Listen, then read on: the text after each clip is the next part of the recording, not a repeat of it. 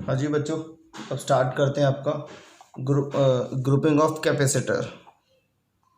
Grouping of capacitors को group कैसे करते हैं आपके। तो कैपेसिटर्स को ग्रुपिंग कैसे करते हैं। जैसे हमने लिया एक अरेंजमेंट लिया आपका, जिसके अंदर C1 कैपेसिटर है, C2 कैपेसिटर है, C3 कैपेसिटर है, और इनके बीच में V पोटेंशियल अप्लाइड करा, एक बैटरी लगा दी V पोटेंशियल्स की।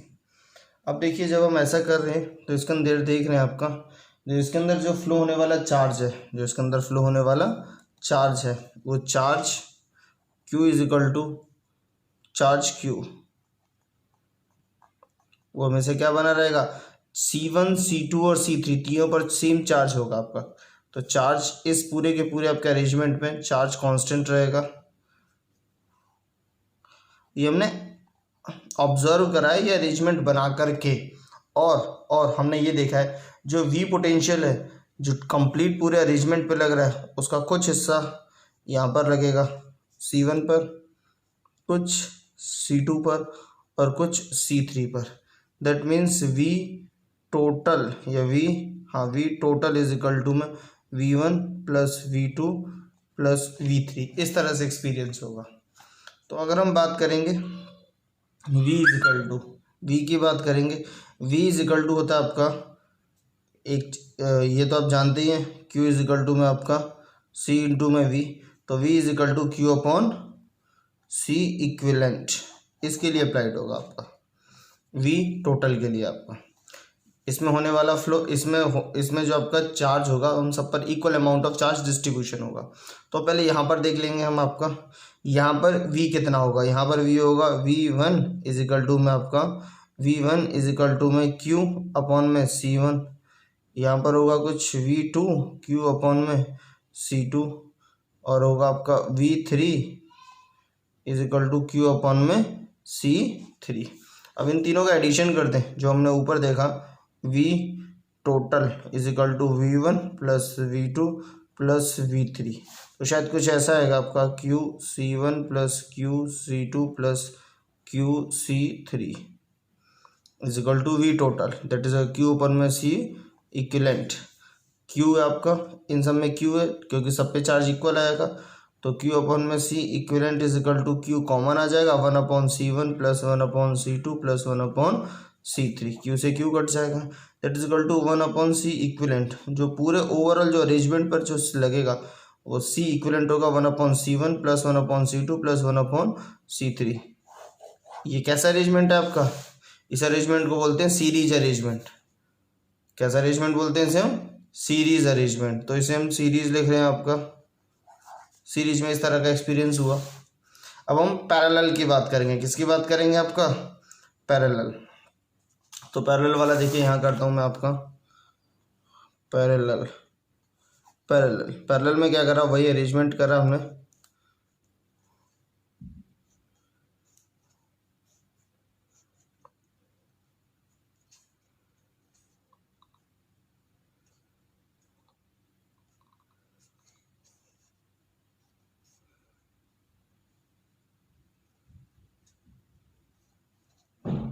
देख रहे हैं, ये पैरेलल अरेंजमेंट है आपका कैपेसिटर्स का आपका, और इन सब पर अरेंजमेंट वही बैटरी V बैटरी लगा दी सब पर। अब हमने ऑब्जर्व करा जो C1 है, जो C2 है और जो C3 है, इन तीनों पर पोटेंशियल सेम है, V is equal to same और constant on C1 C2 and C3। But इसमें से जो फ्लो होने वाला जो चार्ज होगा, यहाँ पर कुछ चार्ज आएगा Q1, यहाँ पर कुछ चार्ज आएगा Q2 और यहाँ पर कुछ चार्ज आएगा आपका Q3। जो Q टोटल चार्ज होगा वो इन सब का इंडिविजुअल सम हो, Q1 plus Q2 plus Q3। समझ आया आपका। हमने ये अरेंजमेंट बनाया और इसके बाद इन सब चीज़ों को ऑब्जर्व करा, ऑब्जर्व करने के बाद फिर हमने कैलकुलेट करा, Q1 इधर जा रहा है, Q2 इधर जा रहा है, Q3, और जो हम टोटल यहाँ पर देख रहे हैं Q टोटल चार्ज, वो बिल्कुल ऐसा है, Q1 plus Q2 plus Q3। तो बस फिर हमने वही अपना जो पुराना पीछे लगाया था हमने पोटेंशियल वाला आपका Q इज इक्वल टू में आपका CV। तो हम देख लेंगे आपका Q टोटल कितना होगा, Q टोटल होगा आपका Q टोटल होगा आपका C इक्विलेंट इंटू में V वोल्ट। तो Q total is equal to में Q1 हो जाएगा आपका C1V plus C2V plus C3V। सब पे पोटेंशियल लगने वाला सेम है। और Q टोटल ये दिख ही रहा है आपको, C इक्विलेंट इंटू में V कॉमन आ जाएगा, C1 plus C2 plus C3 V से V कैंसिल हो जाएगा। तो जो कैपेसिटेंस होगा इक्विवेलेंट कैपेसिटेंस ऑफ पैरेलल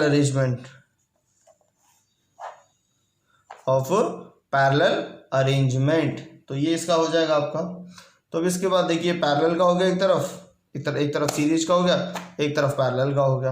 अब एक चीज़ हम करेंगे अब देखिए मैंने ये लिख लिया एनर्जी स्टोर इन कैपेसिटर, एक अरेंजमेंट है, इसमें कितनी एनर्जी, इस कैपेसिटर में एनर्जी कितनी स्टोर हो रही है, एनर्जी कितनी स्टोर हो रही है इस कैपेसिटर में, टोटल अमाउंट ऑफ एनर्जी। तो देखिए हम जानते हैं आपका V is equal to potential is equal to potential is equal to potential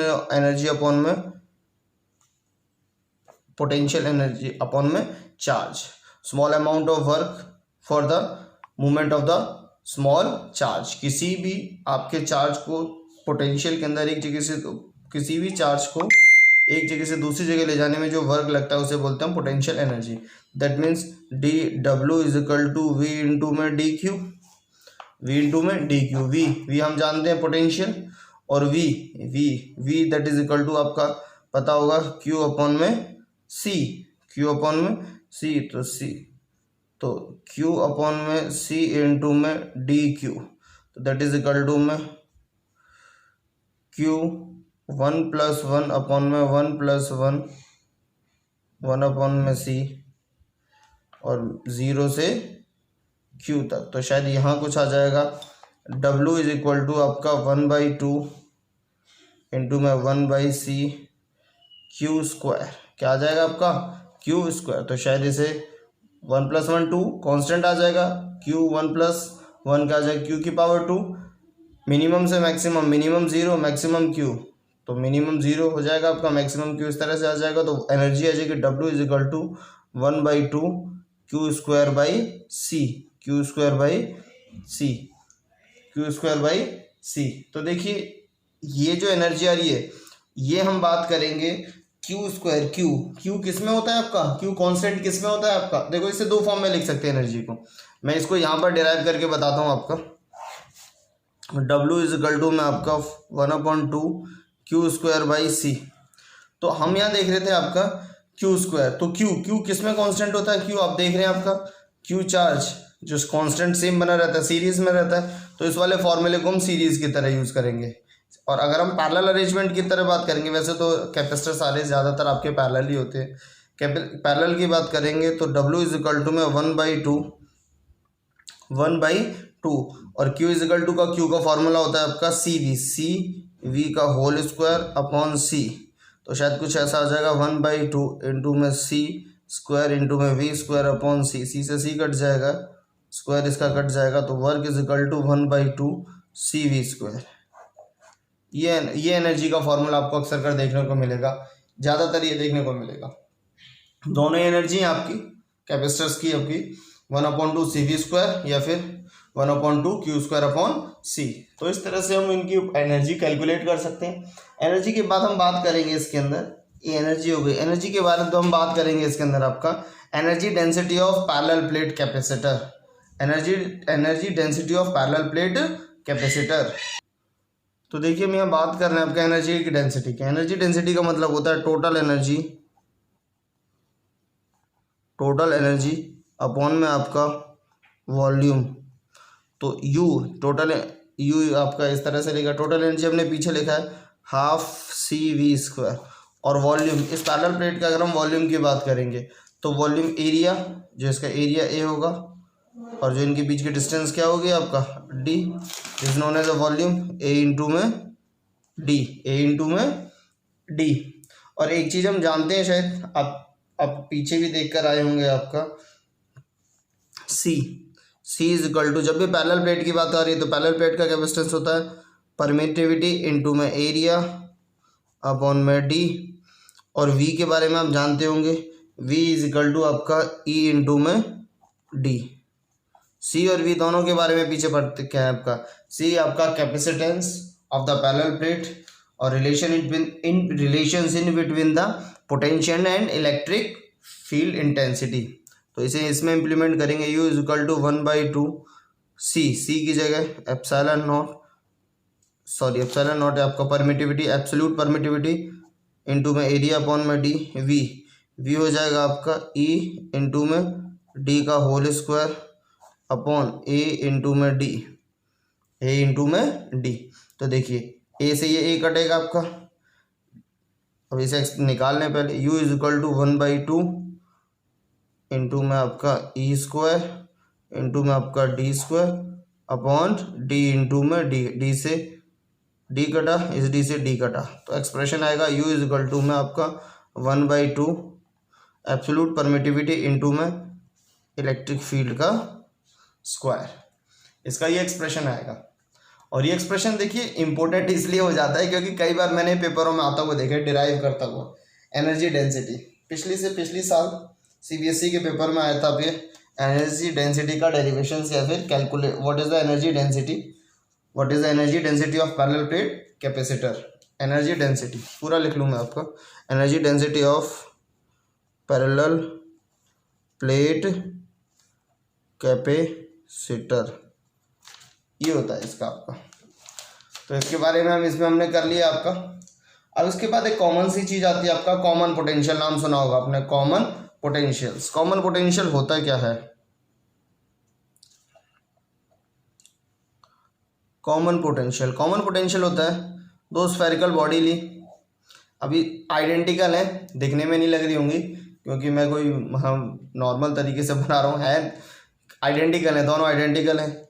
इसकी शेप और इसकी शेप बिल्कुल परफेक्ट है, इसकी शेप दोनों की परफेक्ट है, लेकिन इसके ऊपर जो पोटेंशियल है आपका वो C1 है और इसके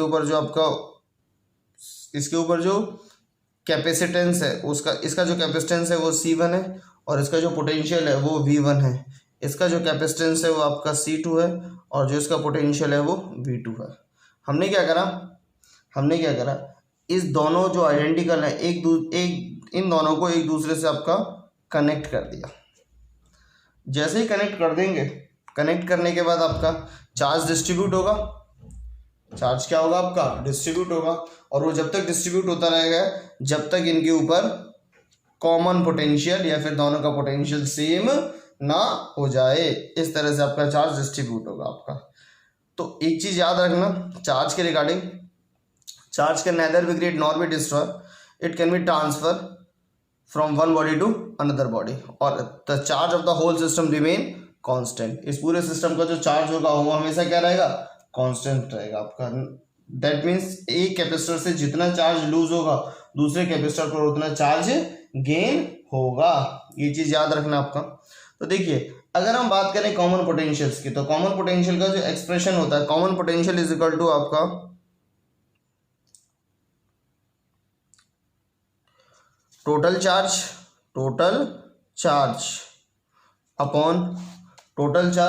अपॉन में टोटल कैपेसिटी। दिख रहा है आपको? कैपेसिटी में बोल रहा हूँ, कोई ऐसा नहीं दिख रहा तो आप सुन तो रहे हैं। आपका टोटल चार्ज है Q1 प्लस Q2 और total capacity C1 plus C2। Common potential that is equal to V। तो Q का फॉर्मूला हो आपका Q is equal to C1 V1, तो V is equal to Q is equal to हो जाएगा C1 V1 plus C2 V2 upon C1 plus C2। This is known as a common potential. Important है common potentials, कई questions में आएगा।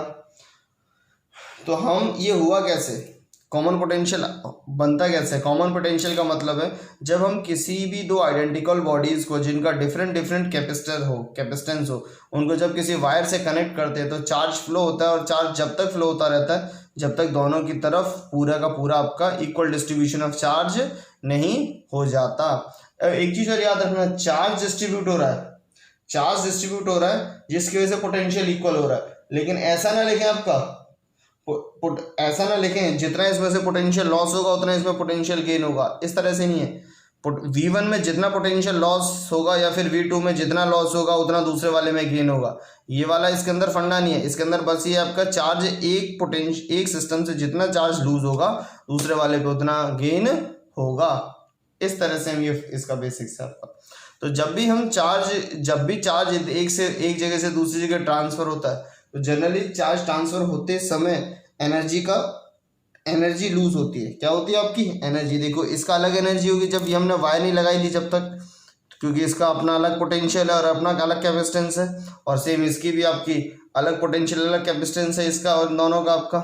लेकिन जैसे इसके अंदर हम वायर लगाएंगे चार्ज ट्रांसफर होगा, चार्ज ट्रांसफर के दौरान एनर्जी लूज होगी, और एनर्जी लूज किस फॉर्म में होती है? हीट की फॉर्म में। किसकी फॉर्म में होती है आपकी एनर्जी लूज? हीट की फॉर्म में। तो देखिए इसका एक्सप्रेशन और आता है, इसका एक्सप्रेशन में नेक्स्ट क्लास में करते हैं हम लोग।